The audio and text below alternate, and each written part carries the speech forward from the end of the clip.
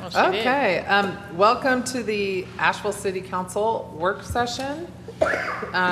Just quick housekeeping, before I turn it over to the city manager to begin this work session.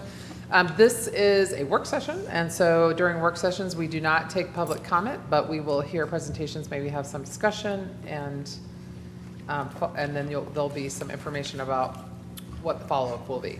So with that, also please note that Vijay Kapoor could not be here because he is over at AV Tech helping select a new AV Tech president. Or So- he'll be late.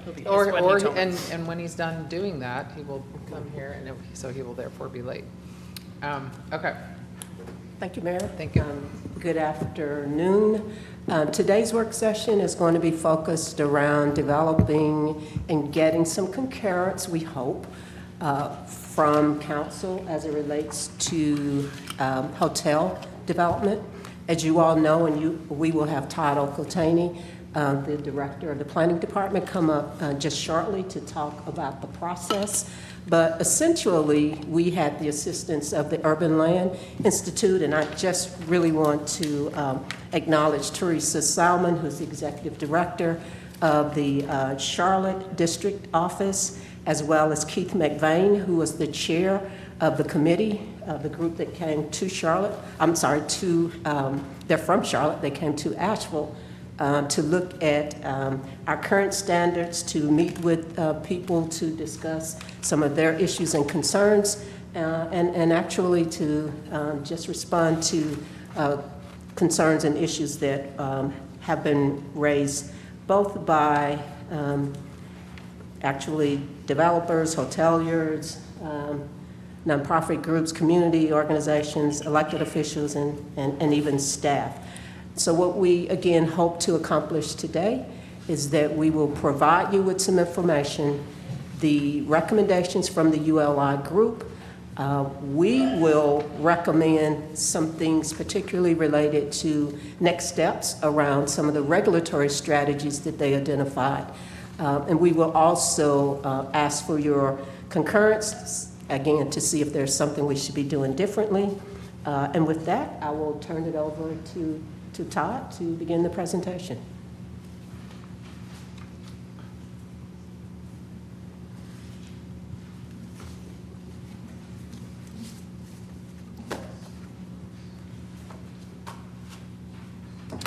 Thanks, Deborah, and good afternoon again. Todd Okoltaney, Planning and Urban Design Director. For today's work session, I will be presenting an update on the hotel development study that we initiated back in fall of 2019, and I will provide an overview of the planning process and findings to date.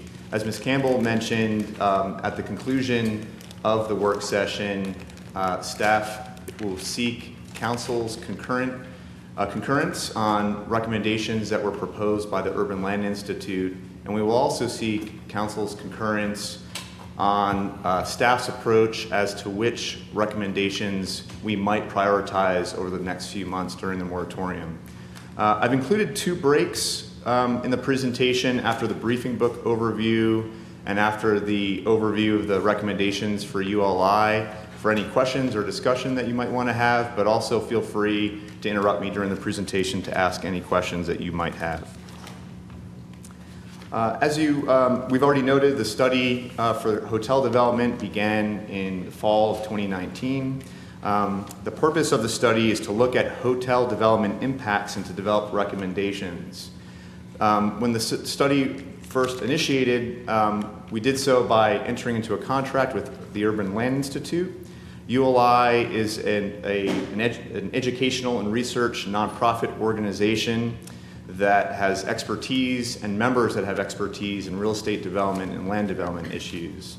ULI uses a planning process called the Technical Assistance Panel, or TAP, that they use for this process, where they invite volunteers from the Southeast region who have expertise in this particular issue.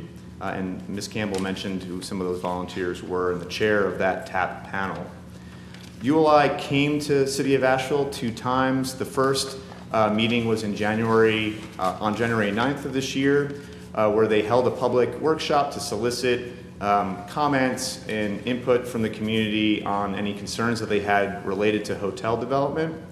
At that workshop, there were also some stakeholder interviews that were conducted, and over a 2-day period, the ULI also conducted focus group meetings with some specific targeted stakeholders in the community. ULI then came back to Asheville on January 30th to present its recommendations. And at that meeting, city staff also provided an overview of a briefing book that we prepared that I believe you all have a copy of. That briefing book includes an analysis of hotel trends and housing trends and other issues we're experiencing in the city, in a regulatory framework for the tourism occupancy tax, as well as hotel impacts for various impacts related to that land use type. At the conclusion of today's work session, we hope to have the ULI final report and their recommendations sometime in March. And then throughout the spring, we would conduct additional community engagement and any additional research as necessary on those prioritized recommendations that we'll cover at the end of the work session today. The intent is to come back to City Council in the late summer of this year to have you review any regulatory changes that might be considered.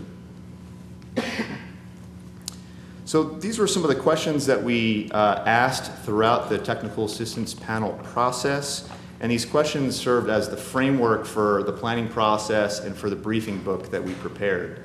We wanted to get an idea in general about what is the right balance of hotels. These were the types of questions that we think council members and the community were quite interested in, and how can we better leverage hotel development to meet city goals. And we also want to get a better idea of what are the impacts of hotels and how might we mitigate those impacts. The briefing book that I mentioned includes the data, lots of data. It's about a 55-page document, and I'll try and do my best to summarize that document as part of this presentation.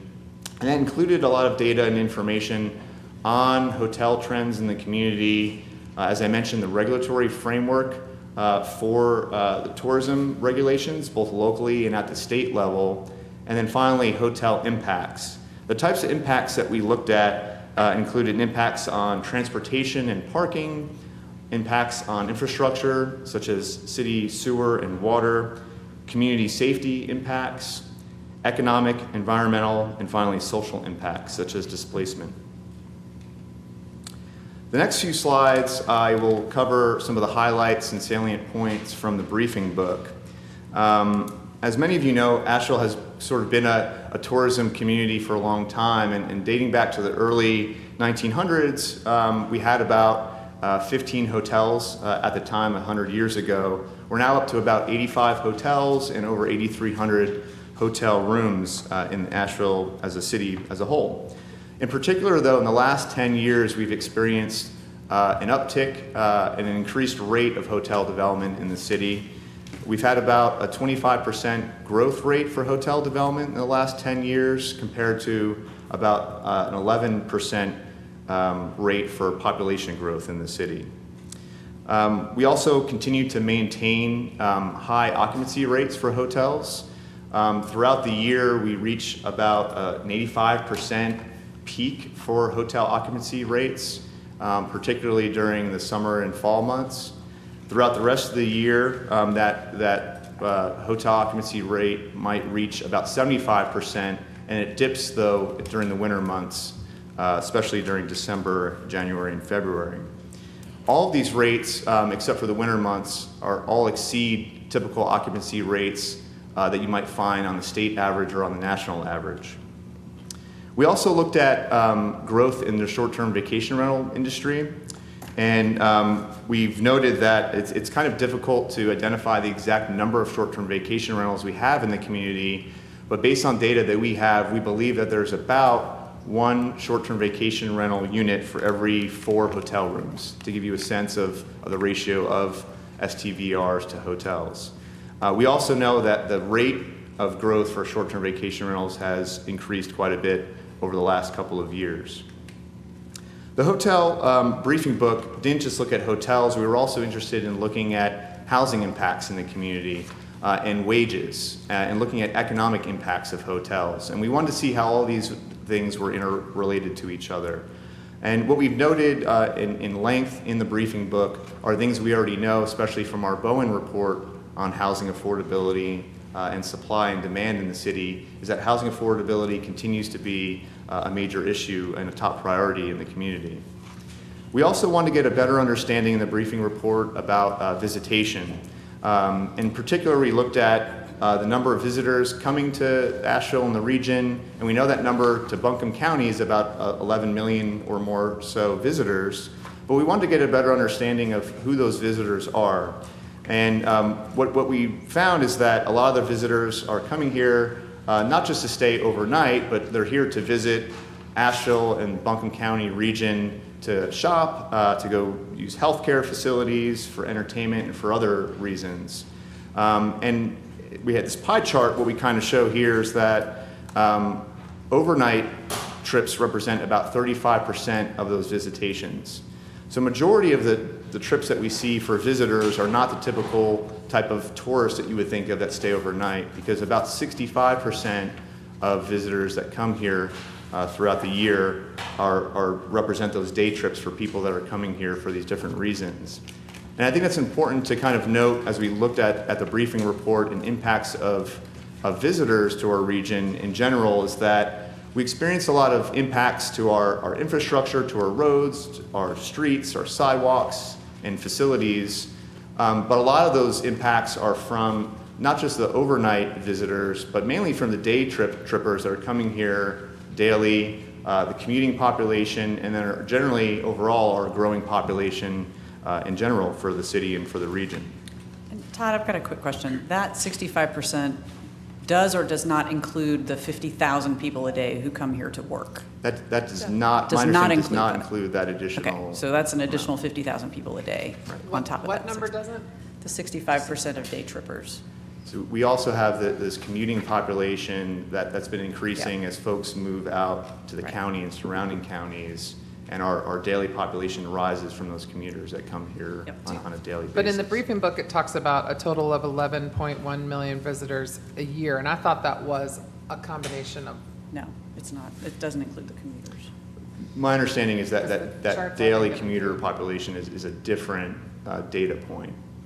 That 11 million number, I think, is the TDA's number, and I think I have heard them repeatedly say that does not include the commuters. Those are people visiting for medical, family, shopping. okay, so this all is that the stuff. 60,000 people commute each day, and then there are 11.1 million visitors, whether they're tourists or going to the doctor or using other services. Okay. But they're not coming every day Right. consistently. That's right. Well, since we've already interrupted you, Please go ahead. I was writing my questions down. But, so compare the day trips, overnight trips, that percentage, how does that compare to other tourist cities that you identified, that we identified in the briefing book? I mean, is that consistent, or is that, how's that compare? We did look at some peer cities like Charleston and Wilmington. We looked at Greenville, South Carolina. I believe we looked maybe at Nashville for some data points also. And I'm not sure if we came up with the exact visitation numbers for all those cities, because they might define visitors differently than how we define visitors. But we did compare Asheville compared to those cities for some other data points. We looked at things like the number of restaurants per capita, and looking at population growth and compared to their hotel kind of growth in those regions. But we did look at some other data points, but I don't think we not looked at this the one. particular overall visitation number. I think there are numbers, though, we may not have them here, about room night stays in other similar communities compared to, And you could theoretically compare that to their total visitation and get the same. I don't know, it's just, this is interesting because it's basically saying that the impact is not, it's only 35% for people staying in the hotel and 65% for people who are just in and out. And I So think- I'm just wondering, like, the impact on other cities, is it the same? Is it? I think certainly we know Asheville is a big tourist city like some of the other cities that we looked at. I'm not sure what the overall visitation numbers are for those cities, but we were up there for tourism compared to like Savannah and Charleston. We were up there in a number of I'm not sure about overall visitation, but in terms of these other data points, like the number of restaurants we have per capita and some other things that we looked at. Occupancy rates were also, quite high for Asheville. I'm not sure what those are like though in some of those other cities.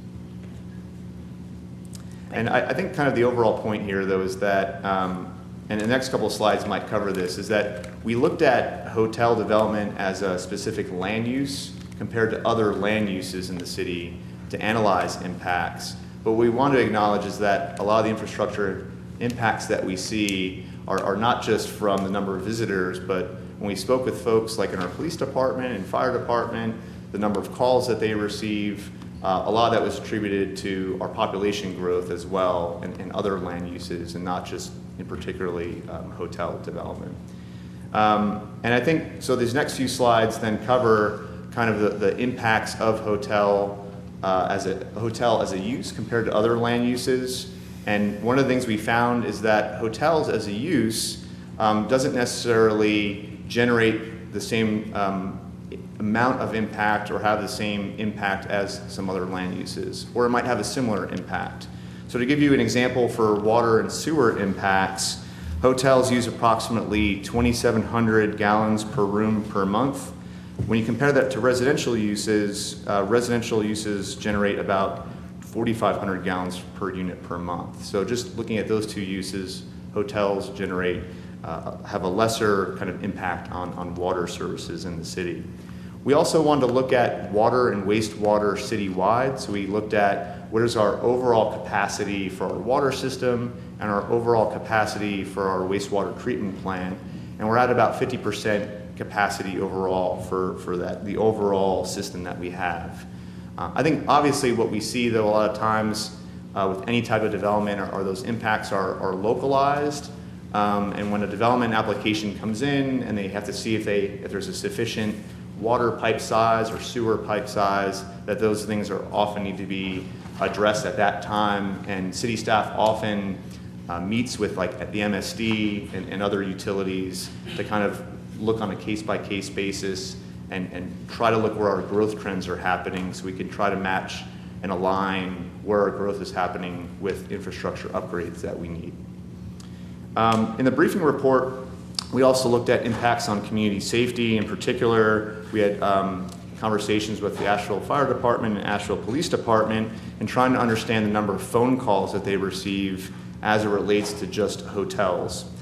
To give you an example, the Asheville Fire Department received about 900 calls related to hotels, or less than one call per month per hotel back in 2018. Those 900 calls for hotels compared to about 940 calls in that same year for restaurants as a use. For Asheville Police Department, hotel-related issues have averaged about 2% of all department calls and about 2% of their overall budget. The briefing report also looked at the economic impacts and environmental impacts of hotels.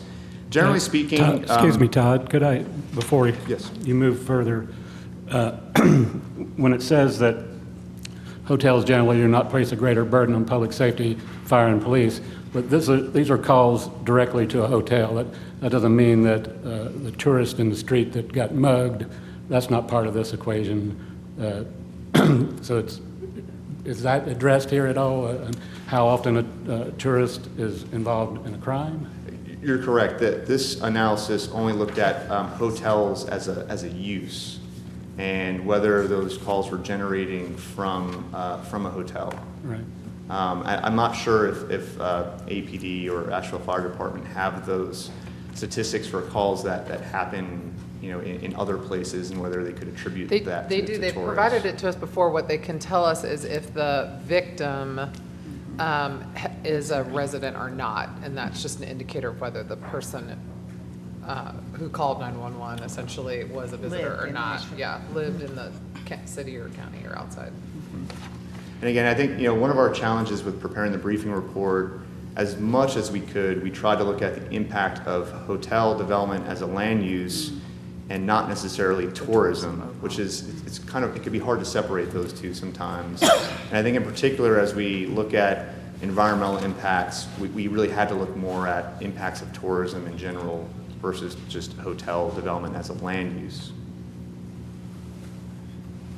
For economic impacts, visitor spending generally has positive impacts on local businesses, and about half of visitor spending is on food and beverage and retail combined.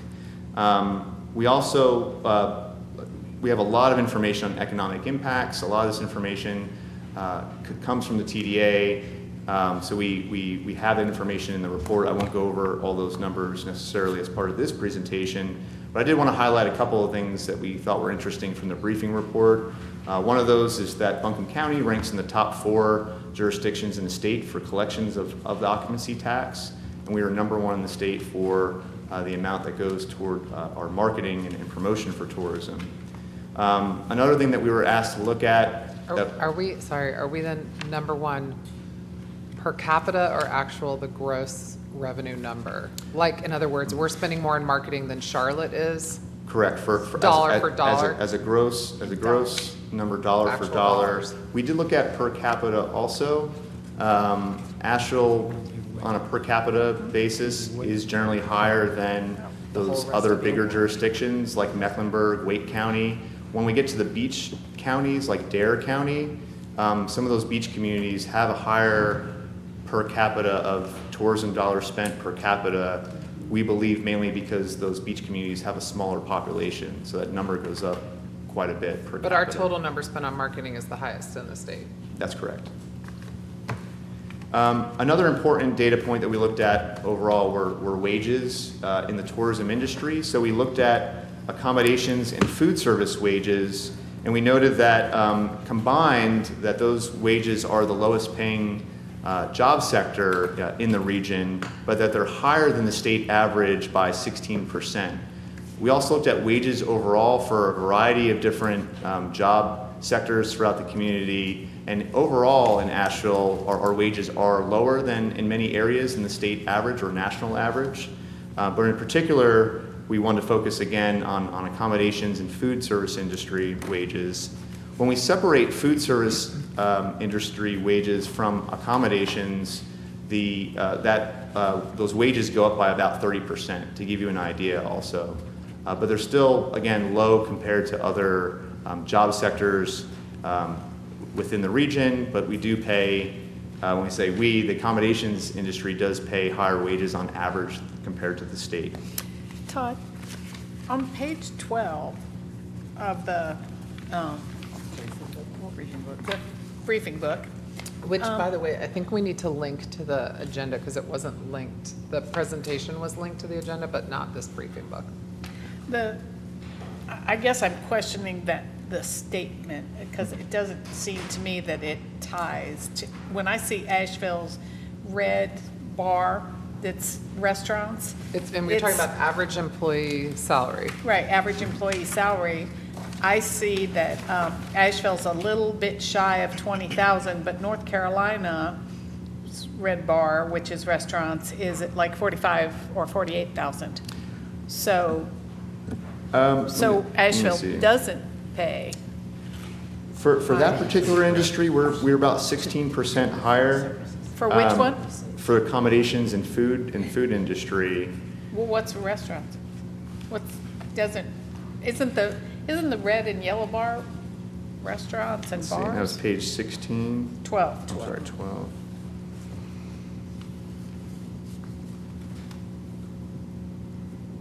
I mean, this bar would say What this. it says is that Asheville's average restaurant pay is in line with the United States, almost identically average, and average with a bunch of other comparison cities, but for some reason, the North Carolina average is reported here for restaurant pay as can't be right. almost $50,000 annually. That doesn't Your seem air is nodding their head. Yeah, no? Does that sound right, Eric? I think, and I think maybe the distinction here that might be made is that the other chart that's on page 12 combines accommodations and food industry So, sectors. and that's what you're speaking to? And that's what I'm speaking to. And those are combined, that pays about 21,000, and these are compared to all the other industries in the region is the lowest paying job sector when you look at those two combined. Oh, relative to other job sectors in No, Buncombe. I mean- He's saying here, But I agree with that, but not this. but This, that, we don't know. yeah, this one I'd like you to, because, Yeah, the red bar seems wrong. The North Yeah, it almost Carolina seems like an bar. outlier in that chart. It's kind of Unless way So- off. Raleigh and Charlotte are paying a lot more for Yeah. restaurant work. That would be a data point I'd have to try to go back okay, and because, reconfirm. I mean, again, the statement in your briefing does not tie to the first, draft or graph on page 12. It's inconsistent. I'll definitely take a look at that, Okay. that data point.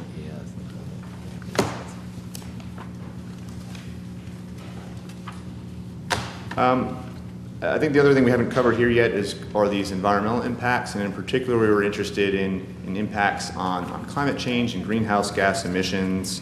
And one thing that we've noted is that one of the largest contributors of greenhouse gas emissions, as it relates to tourism now, not necessarily hotels, but tourism, is transportation, shopping, and food. So we delved a little bit deeper in the briefing report to take a look at, again, how visitors are coming here to visit Asheville and the region. And 82% of visitors are traveling by car, particularly from the southeast. So I think that's an area that we could focus on in the community is the percentage of visitors that are driving here. At the same time, we also looked at growth numbers at the airport, and from May of 2018 to May 2019, the passenger counts at the airport increased rather by about 45%. So obviously there has been substantial growth in airport travel as well, and we have some overall statistics on kind of impacts of airport travel. But I think in particular we try to focus more on types of travel that we have maybe more control over in terms of how we can mitigate some of those impacts. The last types of groups of impacts that we looked at included traffic and parking and social impacts. Again, as it relates to traffic and parking, hotels typically generate less vehicle trips than other uses. To give you an example, a 100-room hotel could generate approximately 835 trips per weekday compared to a 100 single-family home development, which would generate 940 trips. A small 6,000 square foot restaurant would generate roughly the same amount of traffic as a 40,000 square foot hotel, just to give you some comparisons. So particularly restaurant uses, medical offices and shopping centers generate a lot more traffic than hotel use.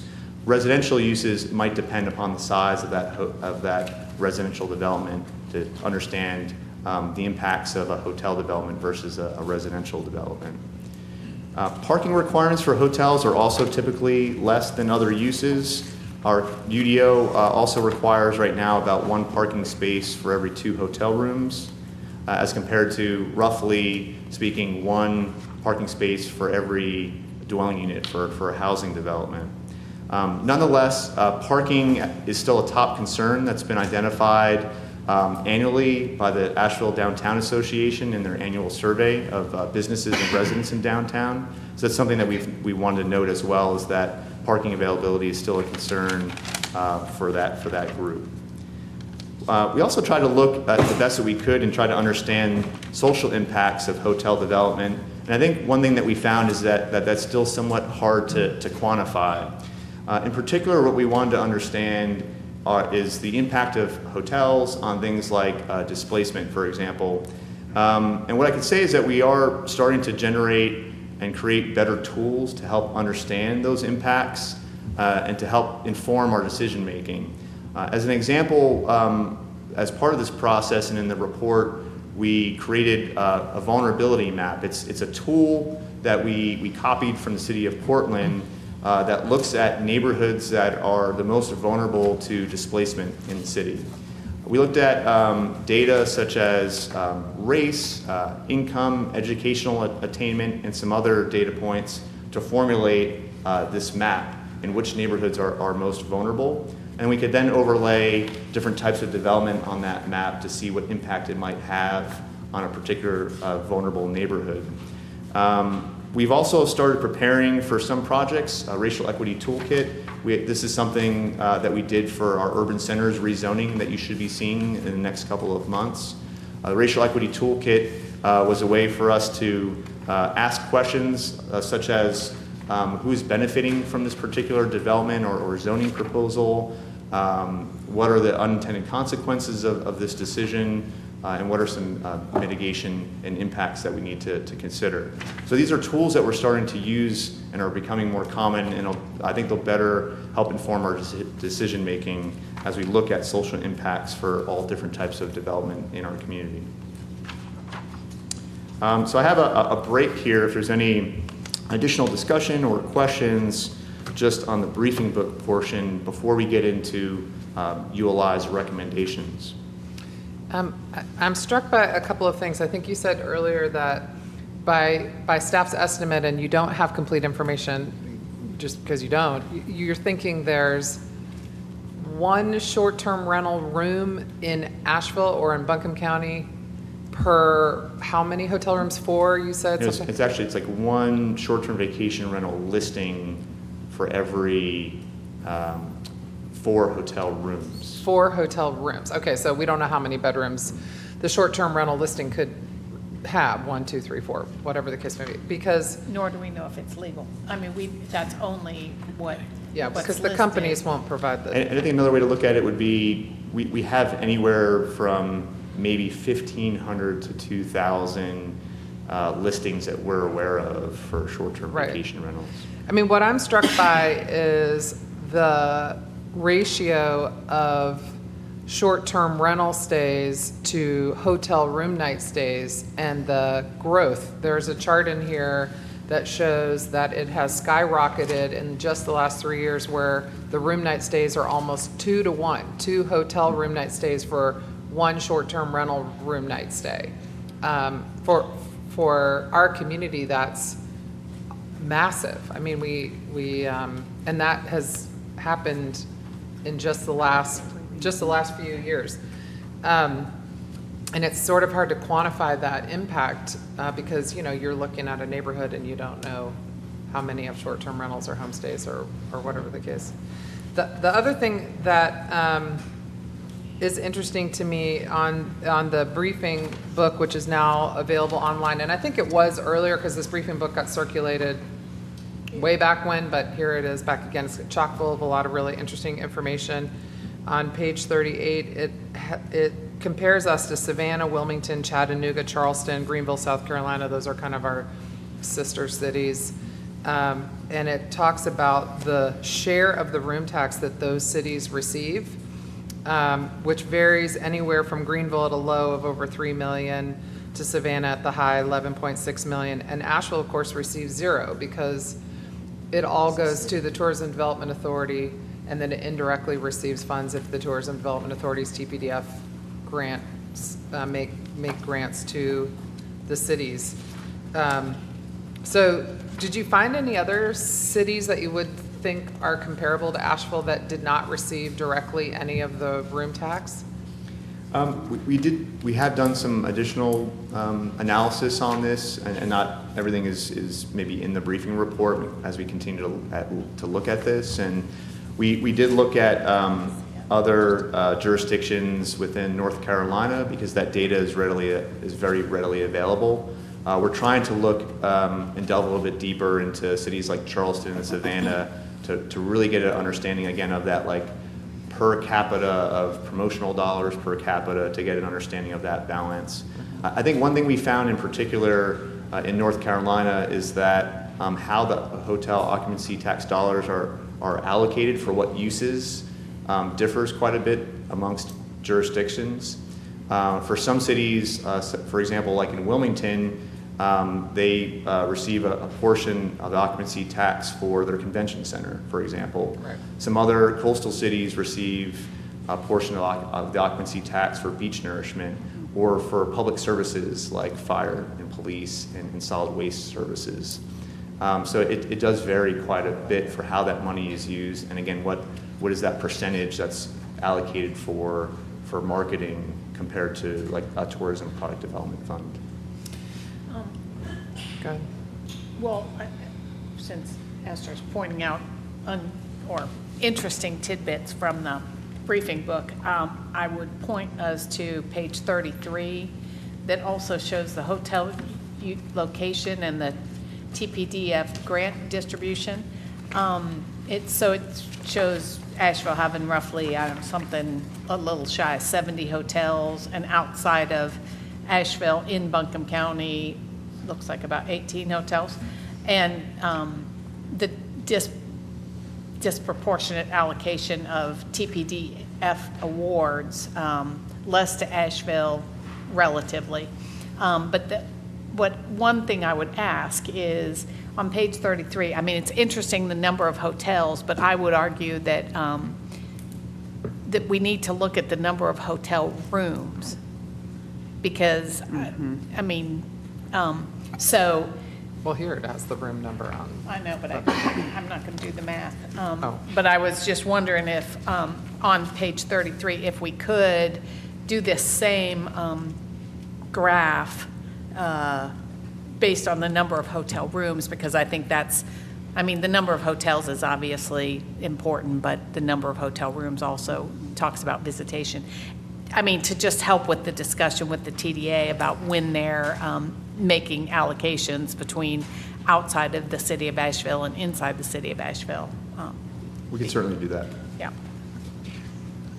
Page 39 speaks about tourist destinations are also attractive for permanent relocation. And I was wondering if there's any way that we can quantify that. Maybe, I know we won't have this information. We have this information before our census data comes in, but I wanted to know how many people are relocating to Asheville, what is their social status, and if that has a social impact when it relates to displacement. Because we are marketing for affluent people to come here and stay in our hotels, and I assume that's the same people that end up moving here, which doesn't benefit us. And we do, yeah, we do have information on the cohort and demographic that is being marketed to. But I could certainly try to see if we could find some other information, as you suggested.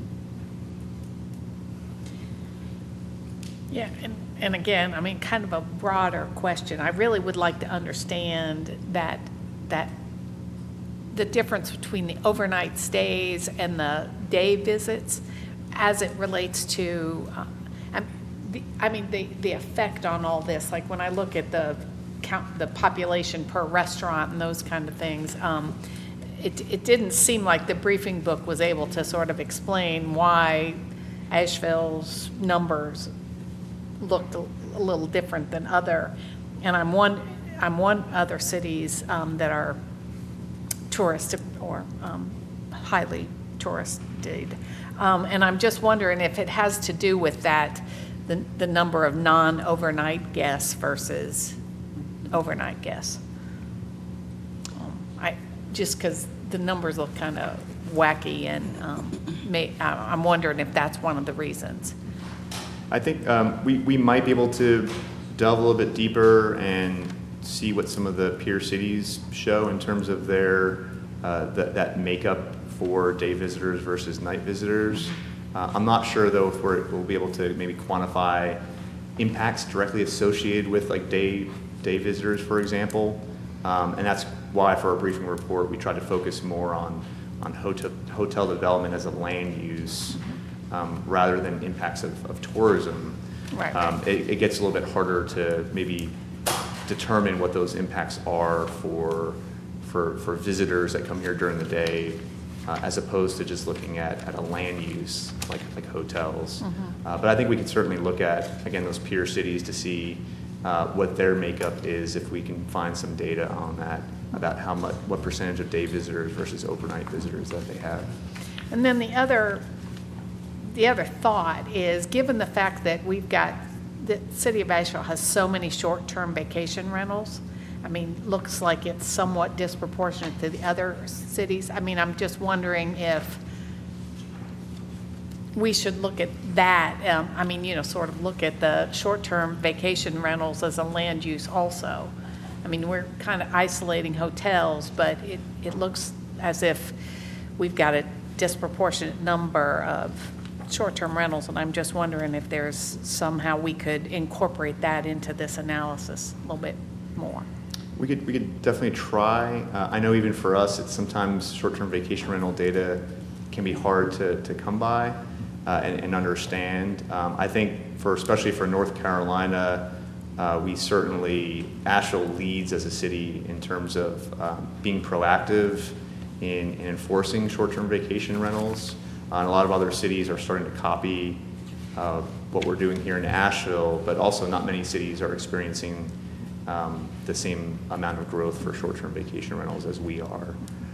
But certainly, I think we could, again, try to call some of those peer cities like Charleston and Savannah and try to get a sense of what their numbers are and what their growth looks like for short-term vacation rentals.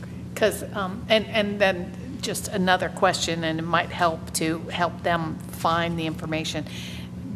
I'm assuming that other cities charge an occupancy tax also for short-term vacation rentals, so they should be able to. I mean, I don't think Buncombe County is unique in that, so they should be able to give us that information to help flush that out. We could certainly look into that. And Todd, the graphs that we have in here related to hotel demand, short-term rental demand, average occupancy, all that, is that Asheville specific? That is Asheville specific data, or is that county data? Because the TDA collects data on a county-wide basis and doesn't normally split it out between the city and the county. So I'm just asking. I'd have to double check. I'm not sure. I don't want to give you the wrong answer on that. Okay. I know for some of these data points, we do kind of weave in and out. Sometimes when the data is available for Asheville, we would include that. Right. And when it wasn't, we would include Buncombe County or even Buncombe County region, even like our metropolitan statistical area sometimes. For these numbers that you're mentioning, I'm not sure. I know we do say Asheville, but I'm not sure if the source meant Buncombe County or not. Right. But I'm happy to take a look into that. Okay. Was that the kind of pause you were? Was that too long of a pause, a break? That's good. Any other questions or?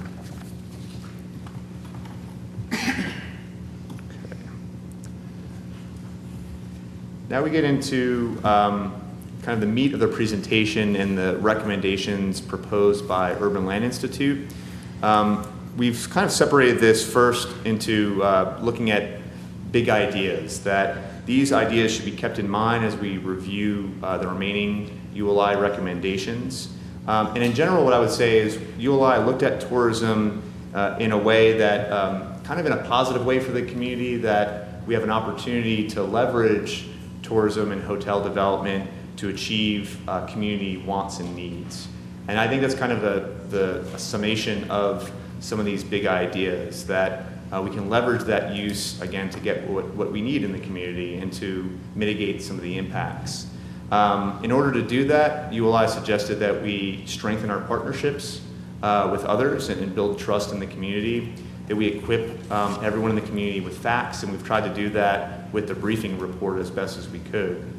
A couple of these other things are some things that we're already doing. We are currently in a supporting role as a city to the TDA in their tourism management and investment plan.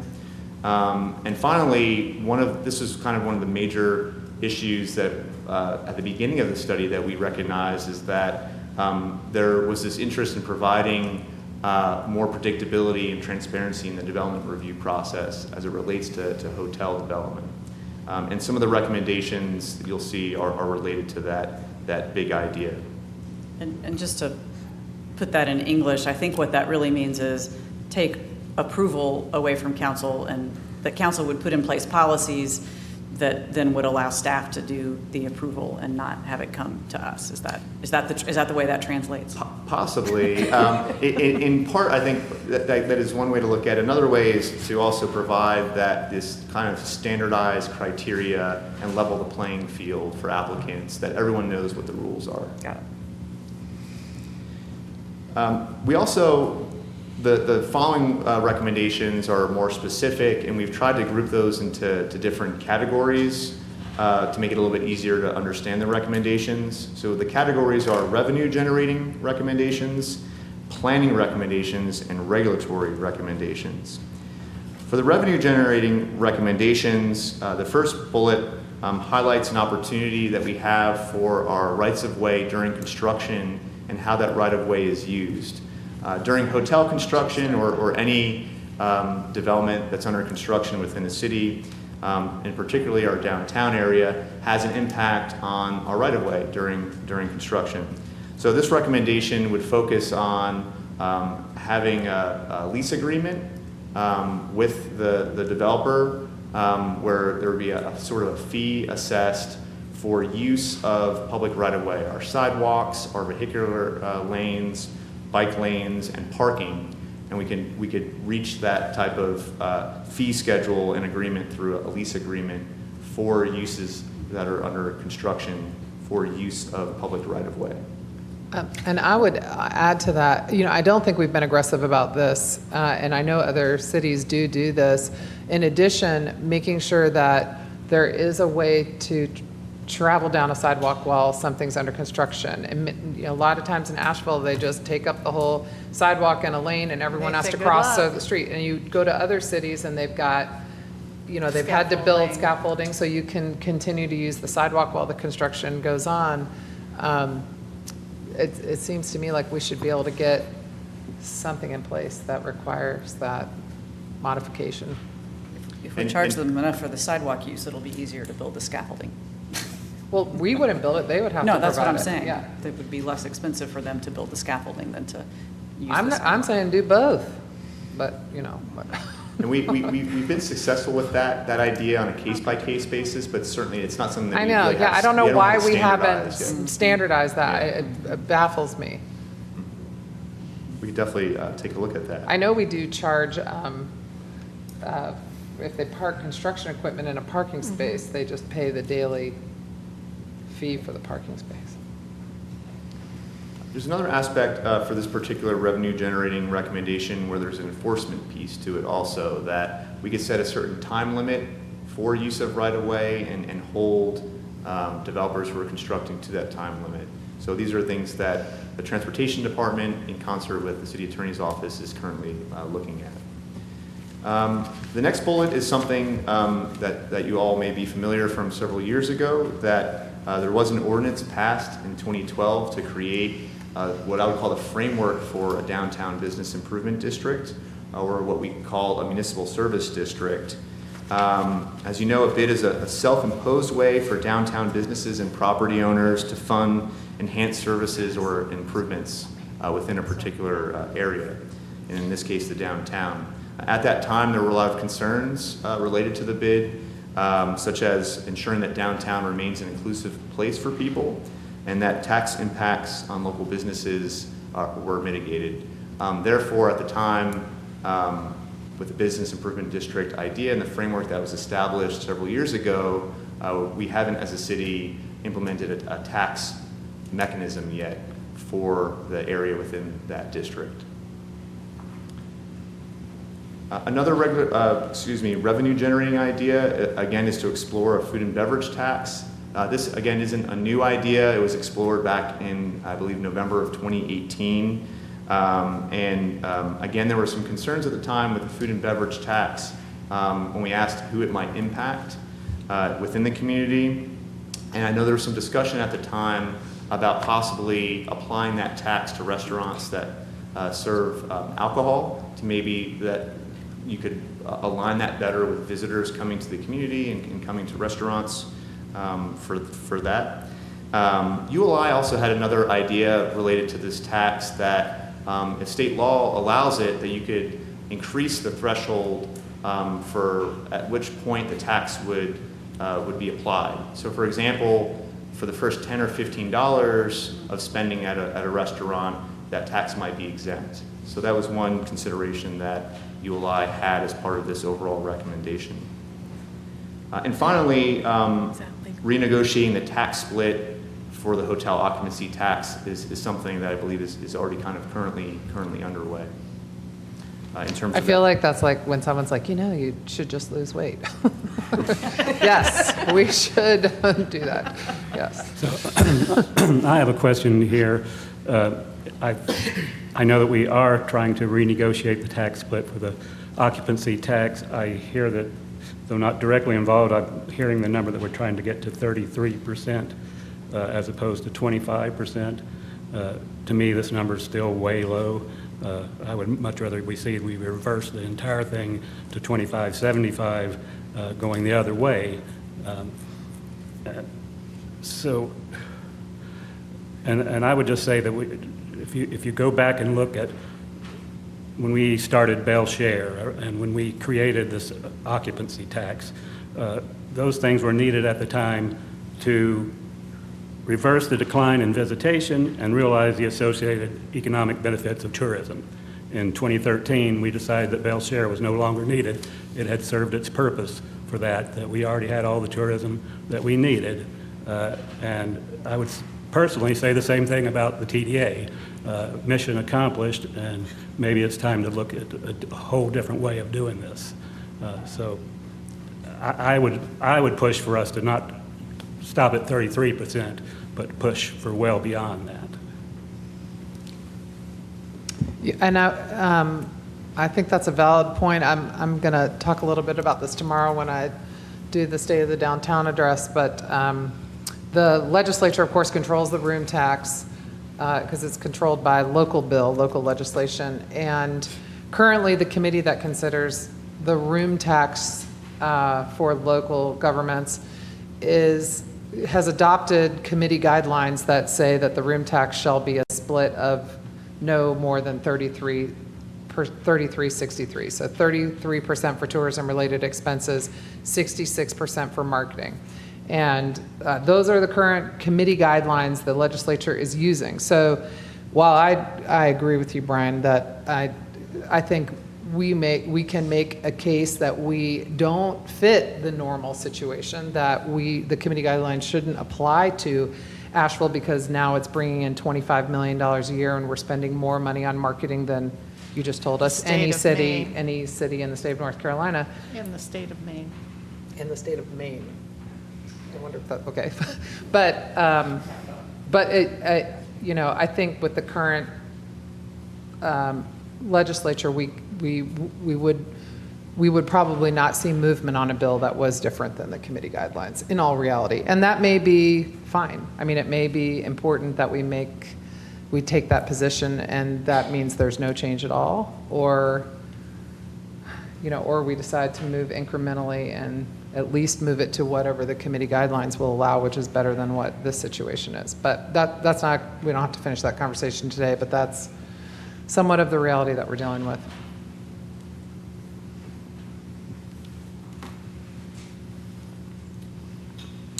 Moving along to the planning group of recommendations. The first is really just looking at the plans that we already have in place and referring to those plans in our decision making. Something that we already do, we refer to our Living Asheville plan, our downtown master plan, but also regularly updating those. So as you know, our downtown master plan was last adopted in 2009. So there is probably an opportunity, being 10 years later, to start looking at updating that plan. We've already begun that process over the course of the past year. The Strategic Development Office for the city and planning has been working with the community on developing public space management principles that we can then further for streetscape master planning, looking at our public realm, how we use our public realm, how it's designed, and also possibly updating our design guidelines. The second bullet refers to another recommendation for a tourism management plan. It sounds like we already have a lot of tourism planning in the community, but I think one of the differences with this idea, it's something that they have in Charleston and some other tourist destination areas. where they have a plan that focuses more on sustainable tourism and managing the sector in a way that aligns with city and community goals. In the next couple months, city staff will be supporting an effort led by Thrive Asheville, where they're going to be looking, I think, more at sustainable tourism as an idea and a concept and an ethos within the city. Another idea ULI had was to consider a livability and tourism department or a standing committee that meets regularly. To give you a sense of what this idea means, again, in Charleston, they have a department like this or a division where they serve as a liaison between the tourism industry and city residents. They have a tourism ordinance that's enforced through that division, and again, it provides this kind of point person that might be able to coordinate with the tourism industry, hoteliers or the TDA, and review city resident concerns and those sorts of things to try to, again, ameliorate some of the impacts of tourism and leverage it to the best of our abilities. The last planning recommendation on this slide is something, again, it's not a new idea, but helping to fund transit, such as a circulator bus or a downtown shuttle within downtown to connect key attractions. This is actually an idea that's baked into the transit master plan as a strategy that might be implemented a few years out in fiscal year 2025. What's happening? Fireworks? That concludes my presentation. Fireworks. Moving on to the regulatory bucket of recommendations. Here's going back to the idea of reestablishing zoning for hotels, including well-defined standards and criteria. And there are a number of ways that could be achieved that I'll get into in a little bit. The second bullet on here refers to looking at our traffic impact analysis and when that's required. ULI recommended that we have an opportunity maybe to look at lowering the threshold for when a traffic impact study or assessment is required. The Transportation Department has also been looking at considering having different TIA requirements depending upon the location of a project. So for example, a project in the downtown might have different traffic impact analysis requirements than a project out on Tunnel Road or on Hendersonville Road, for example. There are other recommendations here related to traffic again and how we use our rights of way within the city. The third bullet refers to looking at having standardized valet parking standards. When we adopted changes to hotels in downtown 2 or 3 years ago, we did adopt some new regulations that require drop-off areas to be internalized within a development. But I think what we saw with some existing buildings, such as the Flatiron, that weren't able to meet that standard, and it might be something that we could look at as part of this particular recommendation. Can whoever's phone that is just mute that, please? So, I'm kidding. It's just what. That's always the problem on conference calls. We're going to check that. Somebody mute your phone. I'll try to speak up.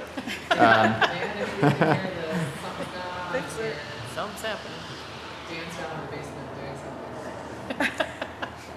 I think a major idea and I think a major priority within the community during this process and what we found is that our design guidelines for new hotel development isn't up to par. And there was a lot of concern about community character and downtown character and how that relates to our design guidelines. As I mentioned, our downtown master plan was last updated 10 years ago, and I think we would have an opportunity to kind of revisit those design guidelines and also looking at maybe standardizing some more of those guidelines to have to kind of up our game for what our public realm and our design looks like for hotels and other types of development in the downtown and other areas. The last bullet refers to what ULI was calling a community benefits agreement, which is something that typically would be voluntarily negotiated with developers as part of the development review process. The idea here, though, when we looked at it a little bit more in terms of how it would relate to City of Asheville, we would call it more of a public benefits type of agreement. And again, I'll get into that a little bit more in detail later on in the presentation, but to give you an idea, public benefits could be something like requiring affordable housing, requiring public parking, public open spaces, requiring travel demand management measures such as free transit passes or bike showers or free daycare. All these things are the types of things that I think City Council on a project-by-project basis has requested some of these things of developers, and we have an opportunity with this recommendation to standardize some of these things as an incentive instead of a requirement. Any questions on those particular recommendations? I've got a couple. So is that community benefits or public benefits agreement legal in North Carolina? I mean, we've essentially done it. Doesn't mean it's legal. The city of Wilmington is one city that we looked at that currently has a public benefits matrix for projects in their downtown. That tool is that they reduce the review threshold for a project. So, for example, if a project includes a certain number of public benefits and meets a certain point criteria, it would lower it from a level 3 council review down to like a level 2 review, for example. And again, it's a way for us, I think, to maybe standardize across the board what the community and what City Council wants to see for these projects, but doing so at the beginning of a project. And then we could apply those public benefits in a way that achieves, I think, many of the goals that council has. And again, the carrot would be that development review threshold and how a project is reviewed. Yeah, okay, that makes sense to me. Another question I had was so one of the questions from the very outset was, sort of how to achieve a balance around hotels. And I was curious that the recommendations didn't seem to make any recommendations around things like, restrictions on, or restrictions, limitations, caps on where hotels could, for different parts of town, hotel size, hotel density, again, any recommendations that would sort of get at that issue of balancing hotels versus other uses. I think particularly in places like downtown, but there could be other parts of town. There are other parts of town that have concentrations of hotels. So in y'all's discussions with ULI, did they elaborate on that at all? I just was expecting to see some more of those kinds of things. As a big kind of idea, when they try to answer that question, I think they acknowledge that in any city, unless like you're running out of water availability and those sorts of things, that it's really hard to put a threshold on what our overall development capacity is in general within any city. But when we look at that question a little bit more in detail, that we could apply some standards and criteria. Like, for example, where would a hotel be appropriate and at what size? One tool that we could look at as part of the next phase of the planning process would be to look at those questions and these strategies in more detail, and kind of engage the public and get some ideas about the location, other criteria such as separation distances. That could be something that we could apply in areas of downtown, for example, and having a certain separation between hotel uses. Okay, thanks.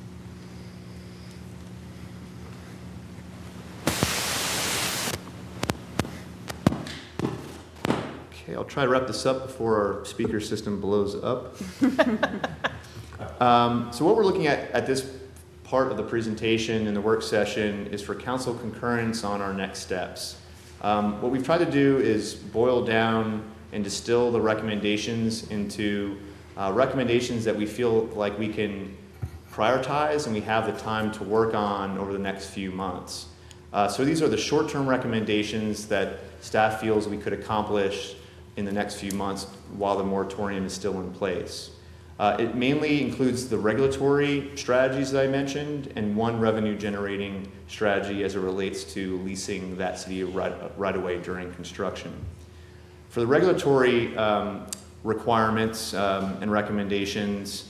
Again, we would be looking at reestablishing where hotels could be permitted within the city by geographic area, and then developing those standards and criteria for how hotels are reviewed, looking at some other criteria such as separation distances, for example. We could look at that public benefits idea where we would incentivize certain public benefits in exchange for how a project is reviewed. We could look at identifying some design improvements. It might not be an overall overhaul of our design guidelines, but certainly there are some things that we've learned in the last decade for design in downtown, and I think we have an opportunity to improve the way that design looks for hotels and possibly for other uses. We could look at evaluating the traffic impact analysis threshold, and finally, we could develop those valet parking standards for hotel development. So at this point, the way I've broken this down again is these are the short-term recommendations that staff would recommend we look at and continue to try to vet with the community and come back to you all in a couple of months with regulatory changes for these ideas. The other recommendations and the other concurrence we're seeking are on the longer-term recommendations that involve all the other recommendations that I presented that ULI has proposed. But right now, staff is seeking, again, council's concurrence to move forward with these recommendations and further vet these ideas over the next few months. What is the timeline for the estimated return to council with more beefier recommendations as far as the incentives and public benefits and the regulatory stuff and the revenue generation? What is ETA for that, for us to see that again before the moratorium is up? Sure. So our idea is that between now and the end of spring, we would further analyze these ideas, engage the community, get their input on some of these strategies, and then come back to council in late summer with the actual regulatory changes for your consideration. We could certainly, through PED or through a full council session, if you all want, we can come back even with what we heard from the community before we move forward with coming back to you with the actual regulatory changes, if that's something that you prefer. So the thought process here is to go, let's do these short-term recommendations first and get this online after coming out of a moratorium so that we can reestablish hotels as a permitted use. Is that? That's correct. Yeah, our idea here is that these regulatory changes and this one revenue generating policy change would happen before the end of the moratorium. Now, this wouldn't be notwithstanding that there would be other changes made to the permitted uses of hotels. This wouldn't be it. I'm asking, this wouldn't be it for us. This would just be the first stop on how we address hotels.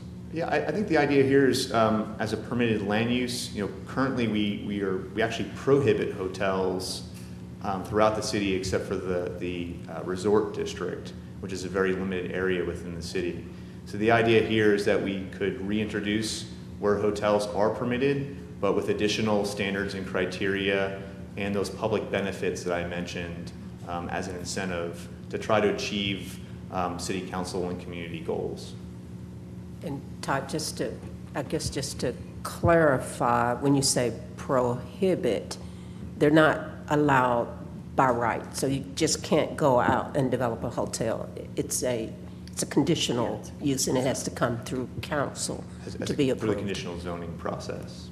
Just wanted to clarify, it's more the process. They're not prohibited in our community. And we started to look at what those public benefit ideas could be, just looking at what some other cities are doing. So this is just to give you an idea of some of the things that we could ask for and try to incentivize. Affordable housing, green building criteria, requiring a project build a greenway, if that's on the Greenway Master Plan, different transportation demand management ideas, enhancing our design review and compliance. Again, these are a lot of the things that we've heard just throughout the years in developing the comprehensive plan and bringing forward these development projects to you all about some of the things that that you've been asking for from some of these development proposals. So I have a question for Brad. So in terms of these public benefit ideas, other than what was outlined by Todd here in terms of the regulatory process, do you see, or have you seen any other way of implementing these types of public benefits in North Carolina other than through that type of process? The proposal that was made by ULI drew upon this community benefit agreement idea, which is something that other states have used successfully. It's not a tool that's legally permissible in North Carolina in that same form. So I think what has been proposed here is a way to achieve some of those same goals through a different capacity, which we do have, which is structuring, one of the ideas, which is structuring the process not as an agreement, but as an incentivization program, whereby we would give some sort of benefit to anyone proposing this kind of development in exchange for these things. So very similar to what we do with the conditional rezoning process right now, where people are giving us what we call our B1 conditions, they're meeting certain standards. This is a similar vehicle to achieve some of those things. One of the ways that other communities have done this in a variety of environments has been through lowering the final approval threshold, as Todd mentioned here, from say a council approval down to maybe just a administrative or a planning and zoning commission approval in exchange for meeting certain criteria which could be set by the council along these sorts of lines. So as an incentive program, that's something that other municipalities throughout the state have used. It's extensively used in Charlotte, and I think is growing in use in order to achieve some of the things that the community wants. Right, and so to follow up on that, just so I make sure I hear you correctly, in terms of the incentivization, the only incentive that I'm hearing that we're seeing widespread in North Carolina is that regulatory review process. Is that right? Is there something else out there that we're not thinking about, or just by way of an example, or other communities have allowed for increased density developments or certain expanded standards for certain things in exchange for some of these other benefits. And certainly Manager Campbell can comment on that as well. But I think a classic one, maybe you can build higher, maybe you can build more densely if you achieve some of these goals. So there are some others. I think one of the most powerful ones is that different level of review and approval process, but there are other incentives out there which communities use. thank you. I just had a question just for Keith, really. What were some of the things that you were thinking you wanted to make sure were included in this, or that you were thinking might come next? As far as the regulatory things? Yeah.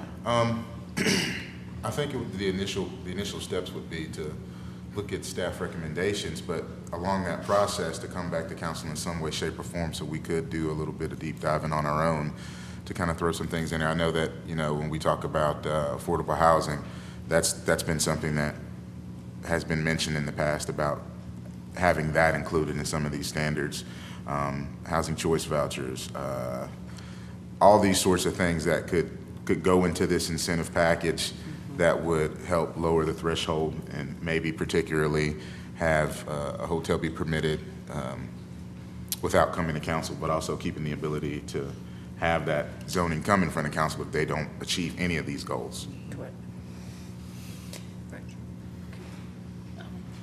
One thing that I didn't see on the potential for the incentives, which we've asked some of the hotels that are not in the downtown areas to provide shuttle services.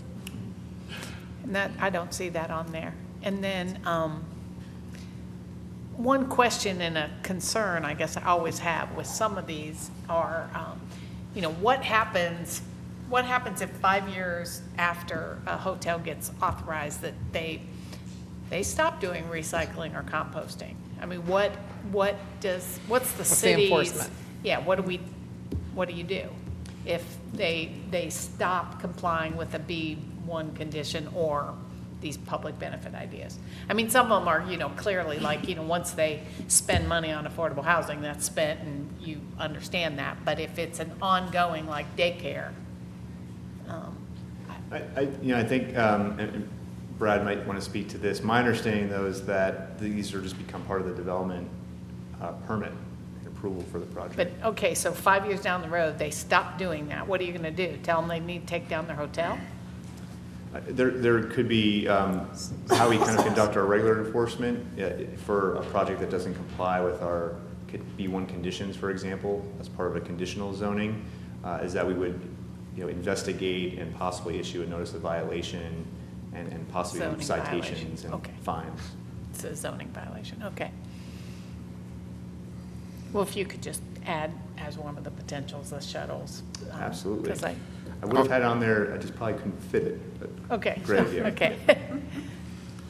Also, along with the inclusion of affordable housing and the actual hotel developments themselves, I know that a couple of council members in the past have mentioned living wage jobs and how these, what the hotels pay, and so maybe that can be included as well.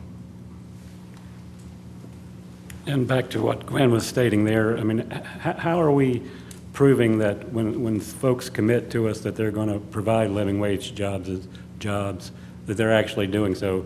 I mean, the last I heard was that we have one hotel that is actually a certified living wage employee. So who checks on that? I mean, those that commit to these things.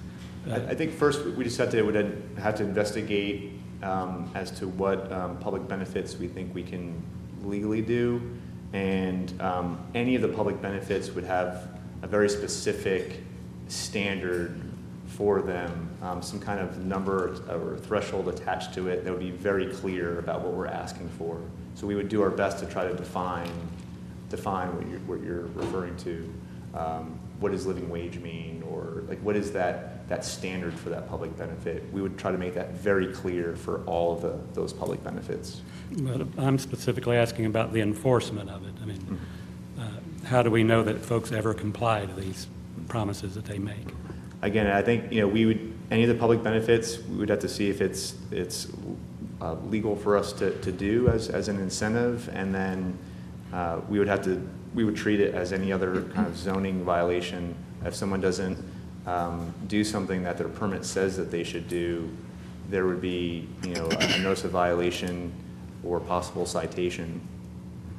So, I'm sorry, if I could respond to your question, Councilmember Haynes. We're in the process of understanding the community benefits agreement and the details. If we come back with any of those recommendations, whatever area it's in, if it's employment, if it's affordable housing, whatever the area, we will bring back a recommendation that will demonstrate the enforcement of those things. So we're not at the phase, unfortunately, where we have detailed recommendations, but we will have them in a couple of months. We will also have the enforcement piece, because what we don't want to do is to say we can do something and don't have a tool to do the enforcement.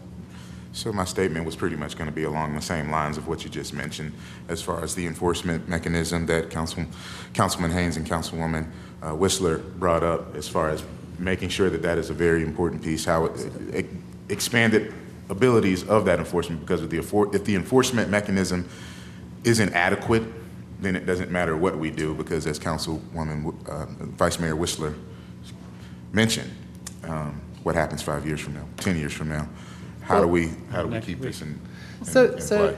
is the sense that, following up on that, is the sense that, if you were to establish a set of requirements for hoteliers to essentially avoid coming to council because they met all of these various requirements, that is probably not going to be as broad.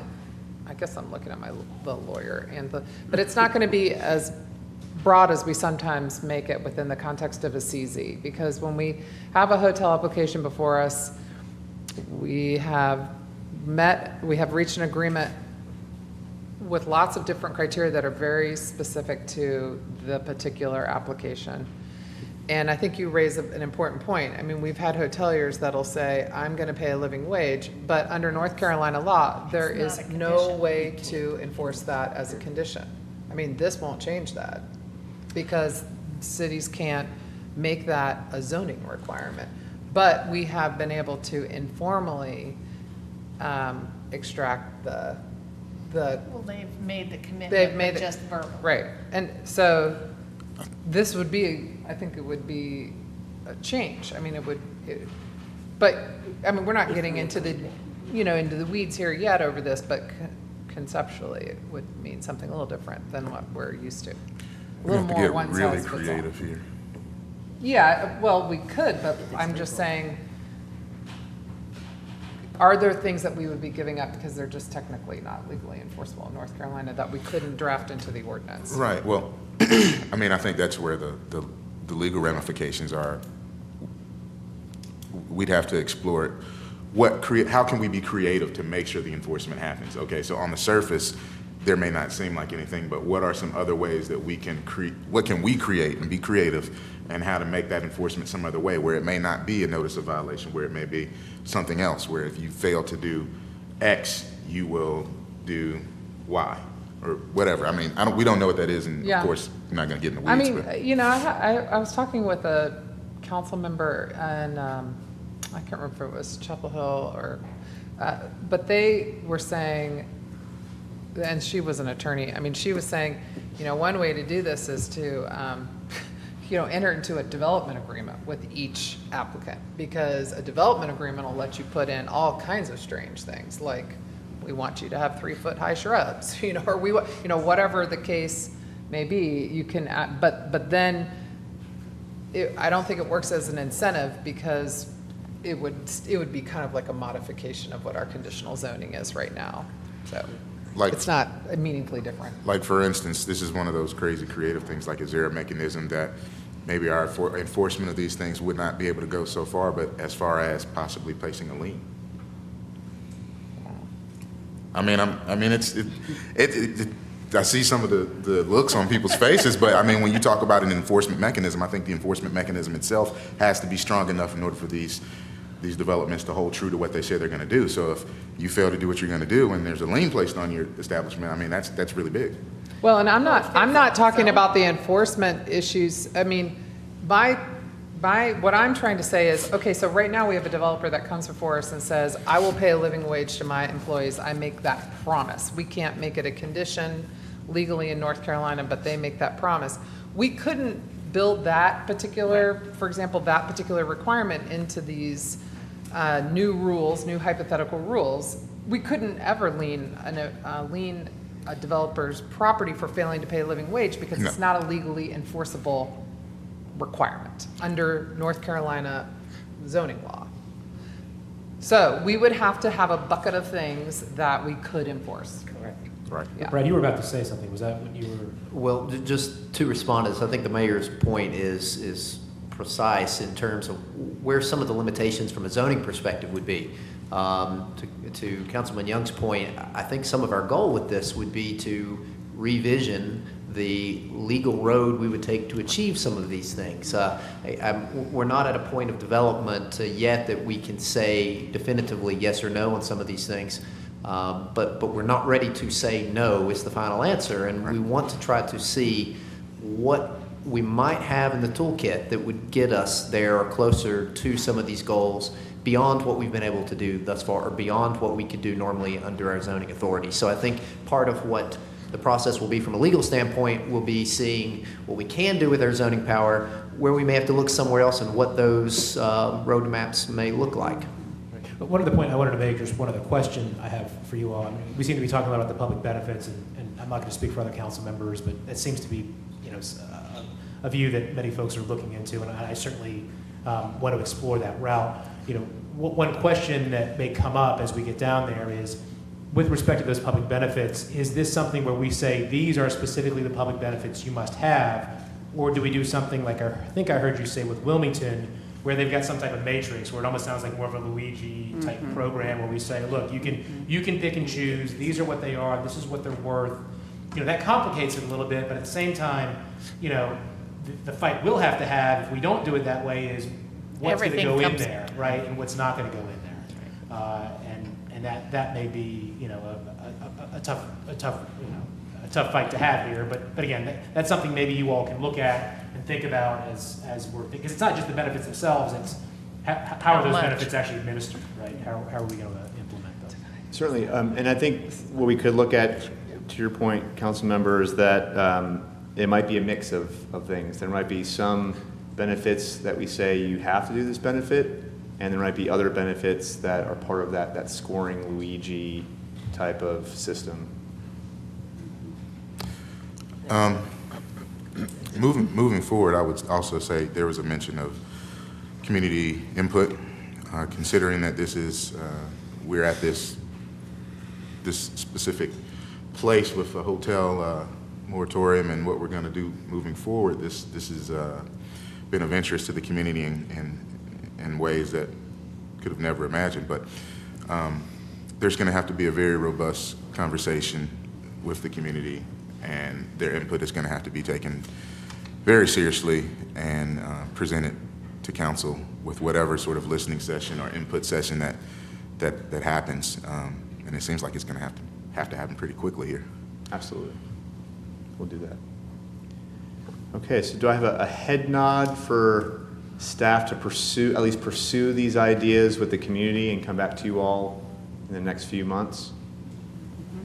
Todd, you may want to jump to that last slide too, unless you'd like some of the, are you going to go through the other ones too, or are you guys, because you actually have the next steps on the last slide.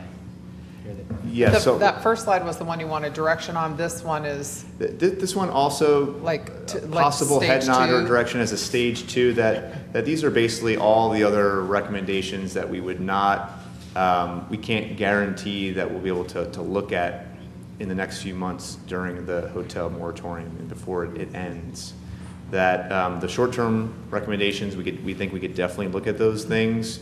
Some of these other ideas, we could start to have conversations with the community about some of these things, but there's no guarantee that these would be implemented before the expiration of the moratorium. And if I could, also whether it should be city staff leading these initiatives.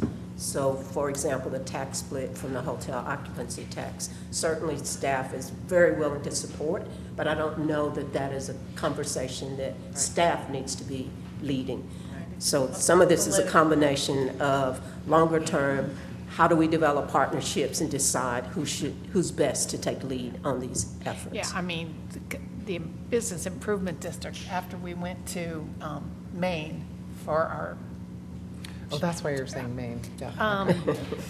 that was one of the big recommendations is a Business Improvement District that came out of that inner city visit with, that the chamber hosted. And I'm just wondering if there is community interest in the Business Improvement District, rather than staff running that or taking the lead on that, maybe that's a chamber initiative, or even a downtown association initiative, again, to just make sure that there's a lot of great community involvement.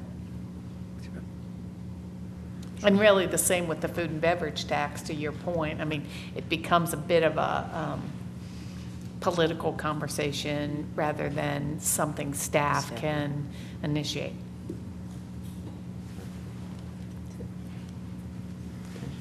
And I would say for folks, I've been seeing a lot of chatter around food and beverage. We did make a big run at this actually last year. We talked about it during our budget work sessions. We looked at how much money it would bring in if it was applied to all food and beverage, if it was applied just in the city, not countywide, if it was applied just to establishments that served alcohol, so you cut out, your Ingles buffet and fast food and those sorts of things. So we took a pretty deep dive on food and beverage, but it requires legislation. There is a way to do it with legislation and a referendum if you want to make it extra challenging. But at a bare minimum, it requires legislation. Of course, it got tremendous pushback from restaurants in Asheville, because they don't want to tax their customers, obviously. So that's a challenging tax because you really have to have a lot of consensus around moving it forward if you're going to get traction in the legislature to get it through. I was on council, I think, when we made the last big run at a bid, which I think predates you, which is why you don't have gray hair yet. Right. And That's what I said to her. I said, boy, he still looks After all brown that, hair. or, yeah, I would get gray hair. so, I mean, that was, you know, a sort of somewhat epic battle of those who wanted to, you know, I'd say downtown was kind of split 50-50. Frankly, I think we probably waited too long to try to do a bid relative to the other 50 cities or so in North Carolina that have a bid that established them a long time ago, back when property taxes were not a significant line item as they are now for folks. So, you know, and also going back to the property tax well every time to pay for impacts on the city just isn't, it's not sustainable. It doesn't make a long-term sense. And, you know, I personally am engaged in a conversation around changing the mix on the room tax. Brian has already spelled out kind of some of what the issues are there. And the other revenue that's not on here, I continue to think is something we should look at is a 1/4 cent sales tax for transit. The challenge there is, once again, it would have to be approved by the county commission, put on the ballot as a referendum in a countywide vote. That is the only statutory vehicle that's available. Wake County, Orange County, Durham County, Mecklenburg County, they all have them, but they are counties where their cities are the greater population than their county, and we are the reverse. So, you know, obviously that would be an uphill battle, but it certainly yields a large amount of revenue that can be directed to transit. And I've asked staff to kind of look at how we've done a look here at other cities, you know, trying to understand how cities our size in North Carolina are funding transit. Why is it such a struggle for us funding it from our general fund and our parking tax revenue? Because we know cities like Chapel Hill have robust partnerships with the university, and they're not burdened with the cost of transit the way we are, even though we're not dissimilar in size. So I think, I don't know what there is necessarily for staff to do on the revenue generating items, but I think it's important to keep focusing on them and highlighting them and noting that we don't have them. And that's a big difference maker. Yeah, and I'll just mention, again, it doesn't belong on this slide, but you know, we are also in conversations about trying to get the city or maybe municipalities generally the ability to do a 1/4 cent sales tax in addition to counties. You know, if all of these things are going to be legislative battles, and so, you know, let's pick more rather than less. And that, you know, that seems to be, to me, even more like a more likely positive outcome than trying to get the county to do it. Although, again, you know, who knows what happens in November, and lots of things could change, and some of these things that don't seem very possible now could suddenly be very possible. So. And we certainly, from the staff perspective, wanted to focus more on the regulatory aspects, because we think that was the question or the issue that you all brought up in terms of, as a land use, what are the impacts and how do we better regulate it and ensure that it's located in areas where it complements and not conflicts. And so that's where a lot of our emphasis over the next several months will be. Again, these other items are more long-term, not that we're not going to pay attention to them, but we think that should be shared with lots of other entities and groups within the community. And Mayor, I know this is your meeting, but I know we have a 5 o'clock meeting as well, so I don't know if there is anything else you need. Just to mention that these couldn't all fit on the same slide, but these were the 2 other regulatory recommendations that would be in the long term, that we could look at our design guidelines for downtown and riverfront and other areas of the city more holistically. That would take additional time, that we could not necessarily do that in the next few months. And there is this idea of designating a portion or portions of the downtown possibly as a local historic district That's an idea that's also in Living Asheville and the Historic Preservation Master Plan as well. But again, ideas that might extend beyond the moratorium expiration timeline. And I'll just conclude with just next steps. Again, we would conduct this additional research on those short-term recommendations, further engage the public on those recommendations, and come back to you all when we have some more details and some more meat on these recommendations for your input. Todd, I just wanted to come in, and I apologize I was late. I was at an AP Tech board meeting. We're trying to choose the next president there, but I apologize if this has already been said, but I just wanted to commend you and the staff on the briefing book you guys put together. It was absolutely fantastic, and I hope everybody here, who read it. It answered a lot of questions that we get all the time. And if you're a council member, you read it. If you're a candidate for city council, read it. If you're a journalist, read it. If you want to post something on Facebook, I know you may not do this, but read it before you do that, because it's got a lot of good information about a lot of the questions that we keep hearing about, and it's got good data behind it. And I think it's an absolutely fantastic resource. You guys clearly spent a lot of time doing it.